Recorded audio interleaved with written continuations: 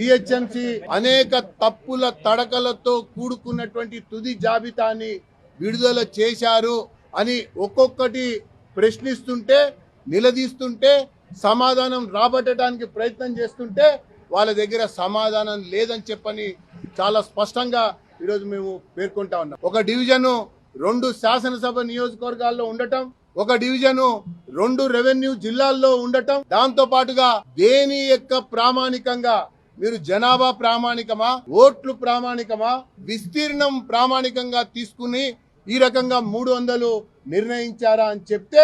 దానికి కూడా సరైనటువంటి సమాధానం లేదు అన్నటువంటి విషయాన్ని చాలా స్పష్టంగా మేము పేర్కొంటా ఉన్నాం. జిహెచ్ఎంసీ రూపొందించినటువంటి యొక్క 300 డివిజన్ల యొక్క మ్యాప్ అన్నట్టుగా లేదు. ఇది గాంధీ భవన్ లో, దారుసలాంలో కూర్చుని రూపొందించినటువంటి ఒక సర్వే ఏజెన్సీ ప్రతిపాదించినటువంటి మ్యాప్ గానే ఉంది అన్నటువంటి అంశాన్ని వారి దృష్టికి తీసుకెళ్తే వారికి కూడా తికమకమయ్యి తబ్బిబ్బైనటువంటి పరిస్థితి మాకు ఎదురైందని చెప్పని ఈ సందర్భంగా మేము తెలియజేసుకుంటూ, ఒకవైపున 10,000 దరఖాస్తులు వచ్చినా, అనేక సూచనలు, జరిగిన తప్పిదాల్ని కోరుతూ సవరించమని విజ్ఞప్తులు ఇచ్చినా కూడా ఆ 10,000 మందికి సమాధానం చెప్పడానికి కూడా ఈ జిహెచ్ఎంసీకి తీరిక లేదు. కేవలం అక్కడక్కడ పేర్లు మార్చారు మాత్రమే కానీ ఆ నైసర్గిక స్వరూపం విషయంలో కానీ, జనాభాని ప్రామాణికంలో తీసుకోవడంలో కానీ, ఓటర్లని ప్రామాణికంగా యూనిఫార్మిటీగా తీసుకోవడంలో కానీ ఎక్కడ కూడా జరగలేదు అని చెప్పని నేను ఈ సందర్భంగా తెలియజేసుకుంటూ, కేవలం జిహెచ్ఎంసీ ప్రజల్ని అడ్డు పెట్టుకొని ఈ విస్తీర్ణం యొక్క అవకాశాన్ని తీసుకొని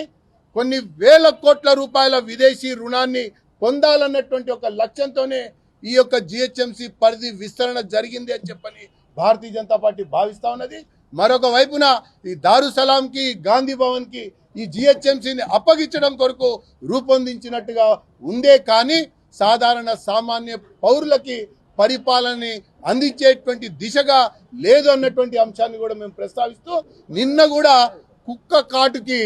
ఒక పసి ప్రాణం తీవ్రమైనటువంటి గాయాలు జరిగితే కూడా కోర్టు ముట్టికాయలు కొట్టినా కూడా ఇప్పటికీ జిహెచ్ఎంసీ ప్రజలకి మెరుగైన పాలన అందించటం లేదంటే ఈ 300 మంది డివిజన్ ఏర్పాటు చేస్తే వీళ్ళు అందించగలుగుతారా అని నిలదీసినటువంటి విషయాన్ని కూడా మేము ఈ సందర్భంగా తెలియజేసుకుంటూ, దీనిపైన భారతీయ జనతా పార్టీ ఒక కార్యాచరణ రూపొందిస్తుంది. ఒక నిర్ణయాన్ని తీసుకొని మేము ప్రజల్లోకి వెళ్ళి ఈ యొక్క ప్రభుత్వం యొక్క ప్రజా వ్యతిరేక విధానాల్ని ఎండగడతాం. నిరంకుశ దారుసలాం, గాంధీ భవన్ పరిపాలనని